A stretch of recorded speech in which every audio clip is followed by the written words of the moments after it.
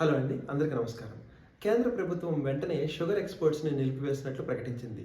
ఇందులో రా sugar, white sugar, refined sugar అన్నిటికీ ఈ రూల్ వర్తిస్తది. ఎందుకు ఇలా చేసిందంటే మన దేశంలో షుగర్ ప్రైసెస్ పెరగకుండా ఉండాలి.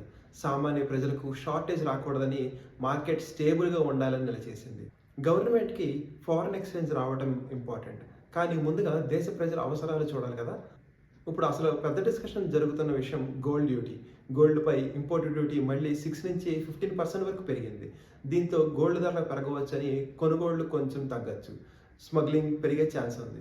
కానీ ఇక్కడ సెంట్రల్ గవర్నమెంట్ చెప్పాలనుకుంటున్న పాయింట్ ఏంటంటే, మనం గోల్డ్ కొనుగోలు చేస్తున్నాం కరెక్టే. మన మనీ ఎక్కడ యూజ్ అవుతుందనేది ఇంపార్టెంట్ అండి ఇక్కడ.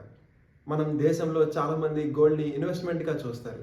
ఎమోషన్‌గా కూడా చూస్తారు. ట్రేడ్ డెఫిసిట్ పెరుగుతుంది. అంటే మనం దేశ డబ్బును బయటికి దేశాల్లోకి వెళ్తుందన్నమాట. దేశం స్ట్రాంగ్ అవ్వాలంటే కేవలం వ్యక్తిగత సంపదే కాదు, కలెక్టివ్ రెస్పాన్సిబిలిటీ కూడా ఉండాలి. Indian manufacturing, defence, digital payments, semi conductors ఈ సెక్టర్స్‌పై చాలా ఫోకస్ పెడుతుంది ఇప్పుడు ప్రస్తుతం ఇండియా. ఎందుకంటే దేశం ఇంపోర్ట్ డిపెండెంట్‌గా కాకుండా సెల్ఫ్ రిలయంట్‌గా మారాలనేదే టార్గెట్. ఆత్మనిర్భర్ భారత్ కూడా కాన్సెప్ట్ ఇదే అండి. మన మనీ ప్రొడక్టివ్ సెక్టార్స్లోకి వెళ్తే జాబ్స్ వస్తాయి, ఇండస్ట్రీ గ్రో అవుతుంది, అలాగే ఎకానమీ స్ట్రాంగ్ అవుతుంది. కానీ అదే మనీ డెడ్ ఇన్వెస్ట్మెంట్స్లో లాకర్లో పడిపోతే దేశానికి డైరెక్ట్ గ్రోత్ తక్కువ ఉంటుంది. ఇది హార్ష్ అయిన ట్రూత్, ఆలోచించాల్సిన విషయం. అయితే మన సైడ్ కూడా ఉంది. డ్యూటీ ఎక్కువైతే స్మగ్లింగ్ పెరిగే ప్రమాదం ఉంటుంది.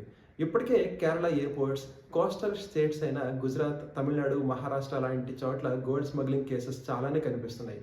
ఇప్పుడు కస్టమ్స్, రెవెన్యూ, ఇంటెలిజెన్స్ అధికారులు మానిటరింగ్ ఇంకా పెంచుతున్నారు. ఇది కూడా నెసెసరీ అండి ఇప్పుడు.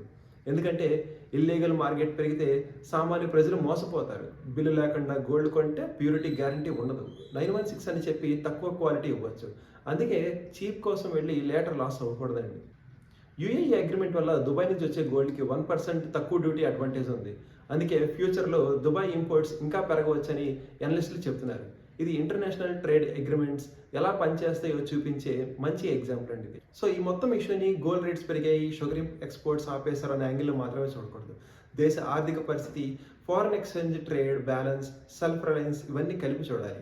మరీ ముఖ్యంగా మన దగ్గర ఎంత మనీ ఉంది అనేది లైఫ్లో ఫైనల్ సక్సెస్ కాదండి. మన వల్ల సొసైటీకి, దేశానికి ఏమైనా వాల్యూ యాడ్ అవుతుందా అనేదే బిగ్గర్ అచీవ్మెంట్. అదే మైండ్ సెట్లో మనం పెరిగితే దేశం కూడా స్ట్రాంగ్ అవుతుంది, మనం కూడా స్ట్రాంగ్ అవుతామండి. Thank you. జై హింద్.